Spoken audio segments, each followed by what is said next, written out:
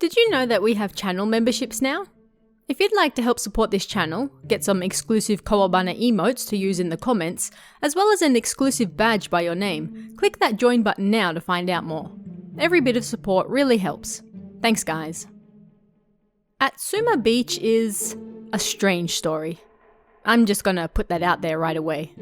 It featured recently on episode 98 of Kawabana, so I'll leave a link in the comments if you want to go and listen to it before diving into the rest of this week's mystery.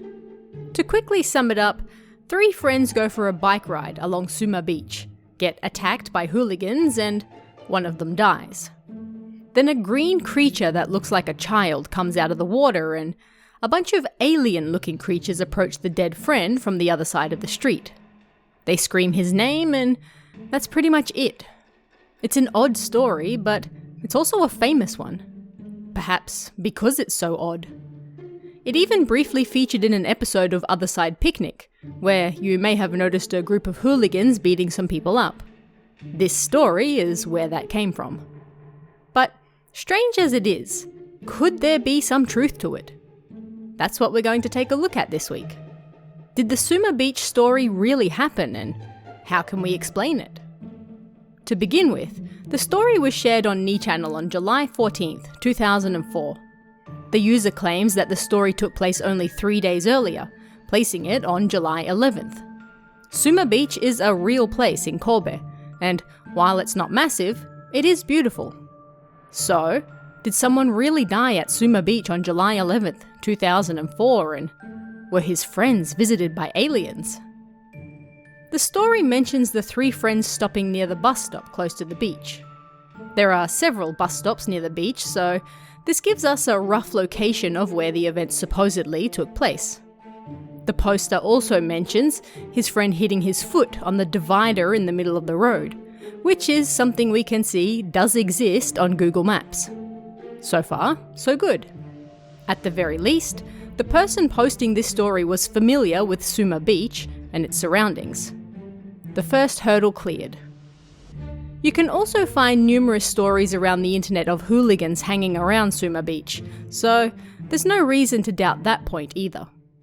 There's no reason not to believe that a group of friends riding bikes near Suma Beach one day might have been attacked. Again, so far, so good.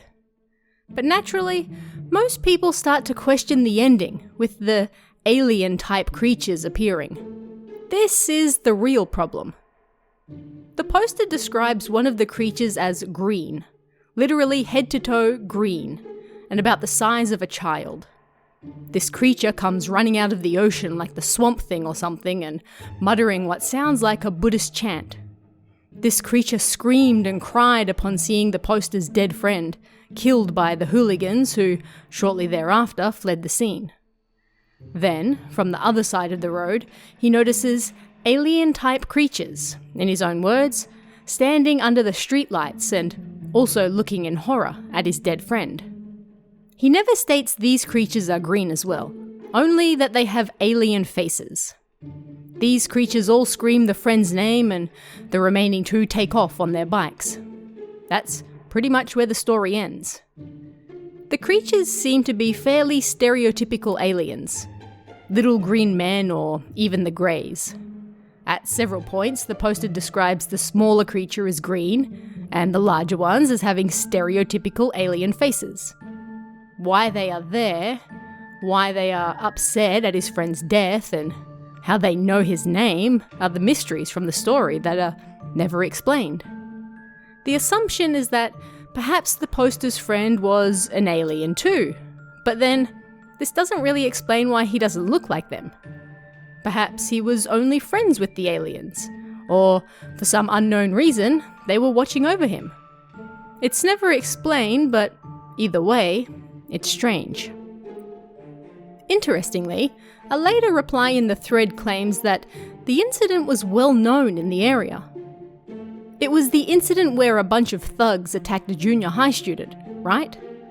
The other kid is still missing. That must be Hojo-san. This was followed by another reply. Yeah, I know it too. The kids from Suma Junior High. In an earlier comment, someone claiming to be the original poster, with a different user ID, mentioned his name as Hojo, and that he could still see the aliens and his friend outside his house. It frightened him so much that he'd covered the windows in newspaper. This poster also wondered if the aliens would be kind to him like they had been to his friend.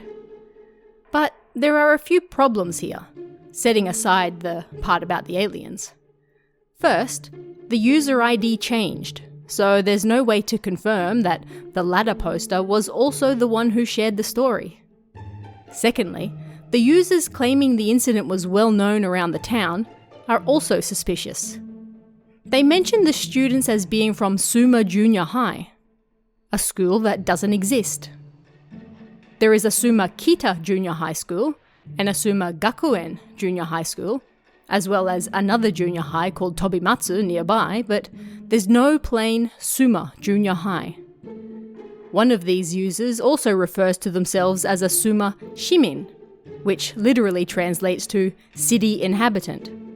Suma is not a city, but a ward. Kumin would be the more appropriate word here, a ward inhabitant. You would think someone who actually lived in the area would know that, but it's an easy mistake for someone to make who doesn't know the area very well. There is also no evidence from local or even national news mentioning anyone dying near Suma Beach on July 11th, 2004. Someone, particularly a junior high student, getting beat to death by a gang of thugs would undoubtedly make the news. If not national, then at least local. But there's nothing. Ni Channel being Ni Channel, it's safe to say that this story was likely fake, but we can assume that the poster was at least familiar with Suma Beach, if they didn't actually live there to begin with. The geography and details mentioned in the story all match up, but when it comes to the death of his friend and the aliens, well, that's a little harder to swallow. It's possible the death of his friend made him hallucinate and see things, or maybe he had a mental snap. Some readers of the story over the years have mentioned friends who were admitted to mental institutions telling similar stories of being unreasonably attacked by strangers, although presumably without the aliens part. Others have remarked that the particular storytelling method resembles that of a person with mental health issues, and compared it to the bus stop creepypasta from a few years earlier that was even more incomprehensible than this one.